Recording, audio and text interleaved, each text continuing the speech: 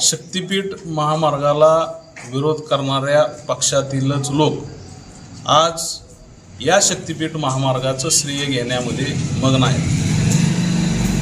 खरं तर या राज्याचे मुख्यमंत्री आदरणीय देवेंद्रजी फडणवीस साहेब आणि या जिल्ह्याचे पालकमंत्री आदरणीय जयकुमार गोरे साहेब यांनी निर्णय घेतला की शक्तीपीठ महामार्ग हा करकम आणि परिसरातून गेला पाहिजे आणि अतिशय महत्त्वाची घोषणा ही करकम आणि आमच्या परिसरातील जनतेसाठी या ठिकाणी झालेलं आहे। भाजप सरकारचं आम्ही निश्चितपणे स्वागत केलेलं आहे आणि ज्या लोकांनी विरोध केला ते लोकच आज श्रेय घेत आहेत।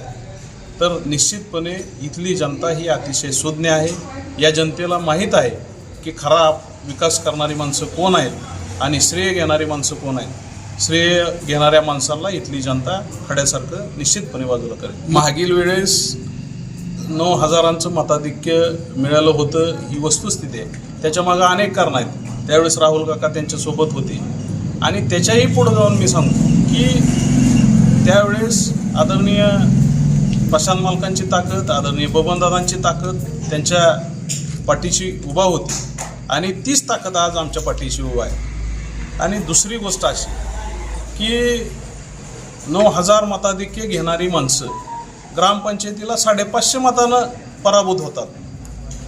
त्याच्यानं जिल्हा परिषदेच्या निवडणुकीच्या नंतर आमची ग्रामपंचायतीची निवडणूक झालेली होती आणि ते 550 मताधिक्यानं पराभूत झाले, म्हणजे विक्रमी मताधिक्यानं ते पराभूत झाले। ही गोष्टसुद्धा त्यांनी जनतेच्या समोर आणली पाहिजे। म्हणजे निश्चितपणे जनतेनं जेवढं यांना स्वीकारलं त्याच्याहून दुप्पट वेगानं त्यांना नाकारलेलं आहे। ही गोष्ट आपण सर्वांनी आता लक्षात घेतली पाहिजे।